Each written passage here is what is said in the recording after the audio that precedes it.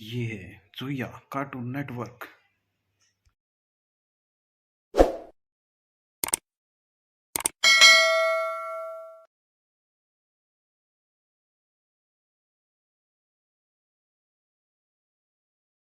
गरीब घर की बेटी, बेटियां किसी से कम नहीं।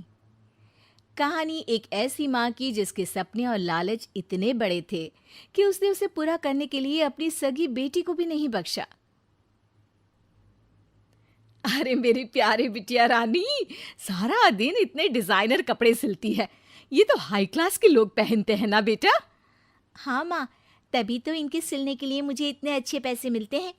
देखो माँ, अगले महीने घर में रंगीन बड़ा टीवी लगवा दूंगी। हाँ। अरे जीती रहे बेटा। वैसे कोई ऐसा काम कर जिससे एक बार में ही ढेरों पैसे आ जाए। आने को तो इसमें भी अच्छी कमाई है माँ, लेकिन एक दिन में एक ही कपड़ा सिलो तो आराम भी है ना। वैसे क्या करना है माँ इतने पैसों का? अरे तू बड़ी भोली है ये है बेटा। Zoya cartoon network. अरे ओ रायना के पापा, देखो तो रायना के लिए मैंने एक लड़का देखा है। पैसे तो इतने हैं कि लाखों रोज इधर से उधर हो भी जाए तो पता ना चले। वो तो ठीक है, लेकिन इतने बड़े घर का लड़का हमारी रायना से शादी क्यों करेगा? अरे कैसी बात कर रहे हैं आप? क्यों नहीं करेगा? अरे करेगा ना, कमी क्या है हमारी रायना में? अच्छा, फोटो तो दिखा दो, कैसा है लड़का? कहीं ऐसा ना हो कि कोई बूढ़ा निकले। अरे थोड़ी सी उम्र में बड़ा लड़का कोई बूढ़ा नहीं होता। ये देखो।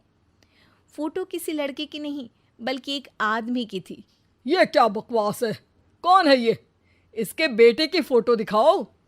जी ये वो लड़का ही है। अरे साधना, तुम सगी माँ हो या सौतेली? अरे पैसा रहेगा तो राज करेगी ना। मेरे जीते जी मैं अपनी बेटी की शादी इतने बूढ़े आदमी से बिल्कुल नहीं करूंगा। जब मैं अपनी बेटी के लिए लड़का पसंद नहीं कर सकती, तो मेरा इस घर में रहने का अधिकार ही नहीं है। जैसे ही वो जाने लगती है कि तभी राइना वहां आ जाती है।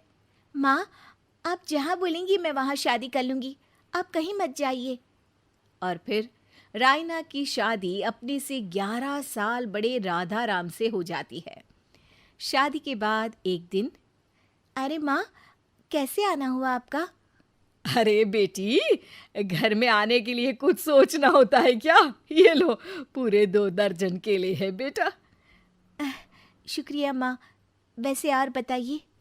बेटा, तेरे पापा की तबीयत खराब हो गई है और तू तो जानती है कि उनकी कमाई कितनी है। अगर तुझसे कुछ पैसों का इंतजाम हो जाए तो। माँ, मेरे पास पैसे कहाँ से आएंगे? अरे वाह बेटी, तू तो गिरगिट की तरह रंग बदल रही है।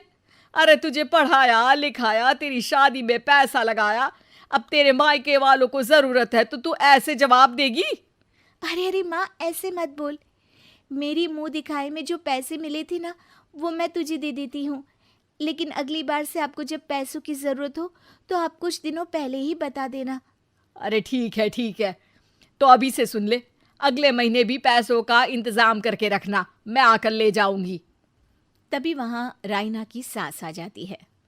अरे अरे समधन जी, कैसे आना हुआ? अरे कुछ खाया पिया आपने? अब जी वो केले लाई हूँ पूरे 2 दर्जन। अब बेटी के ससुराल आना था तो खाली हाथ थोड़ी ना आती मैं।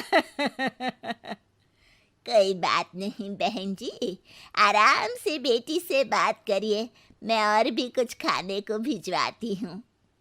सास के जाने के बाद साधना भी पैसे लेकर घर आ जाती है। अब दिन बीतते हैं। साधना हर महीने रायना के घर आती और पैसे लेकर चली जाती। लेकिन एक दिन अचानक रायना की सास का फोन साधना पर आता है। बहन जी, जैसे भी हो आप जल्दी से हमारे घर आ जाइए ना। हमारी बहू रायना को क्या हो गया है? न बोल रही है न हिल रही है। हैं? अरे मार तो नहीं डाला मेरी मासूम बेटी को?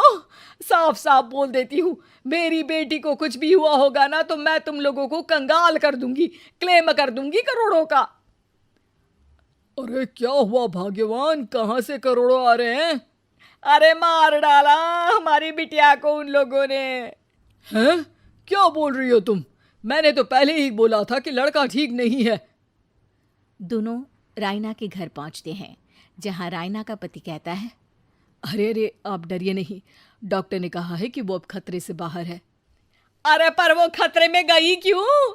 अरे क्यों मेरी लड़की को मारने की कोशिश की गई? अरे वकील करूंगी बड़े से बड़ा और सबको सड़क पर ले आऊंगी। अरे सौम्या की माँ में इतनी हिम्मत है कि वो अपनी बेटी को पाल ले। रास्ते में ले आऊंगी तुम लोगों को। हाँ। अरे माता जी, लेकिन डॉक्टर की बात तो सुन लीजिए। नहीं नहीं, मुझे किसी की बात नहीं सुननी मेरी बेटी। अरे सुन तो लो भाग्यवान कि क्या बोलना चाह रहा है तुम्हारा दामाद। जी दामाद जी, बताइए क्या हुआ है हमारी बेटी को? अरे पता नहीं, सारी सारी रात किसके लिए कपड़े सिलती रहती है और वो कपड़े जाते कहाँ हैं। अरे हम तो इतने पैसे वाले हैं, हमें तो कोई ज़रूरत नहीं है इसके सिलाई के पैसों की। मैंने तो कहा भी कि बिटिया अगर इतनी इच्छा है तो दिन में एक ड्रेस सिल लो, लेकिन मानी नहीं। आप ही की बेटी है, पूछिए आप, पूरे होश में है अब। हाँ। ये कहकर सास वहां से चली जाती है। अब कमरे में सिर्फ बेटी, माँ और पिता थे। बेटा, मैं तो जीते जी मर जाता अगर तुझे कुछ हो जाता तो। क्या बात है बेटा, ये लोग अच्छे नहीं, तेरा पति ठीक नहीं है बेटा। अरे नहीं नहीं पापा, ये तो साक्षात भगवान का रूप है। मेरी सास तो मेरा पूरा ख्याल रखती है। ये लोग बहुत अच्छे हैं पापा। अरे तो फिर क्या जरूरत पड़ गई मरने की? माँ, पता ही नहीं चला, सारी सारी रात काम करती रहती। आपको पैसे भी तो देने थे, लेकिन ये नहीं पता था कि सेहत खराब हो जाएगी।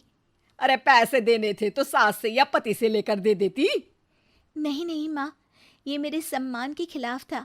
आप लोगों ने मुझे इस लायक बनाया है कि मैं आप लोगों की मदद अपने पैसों से करूं।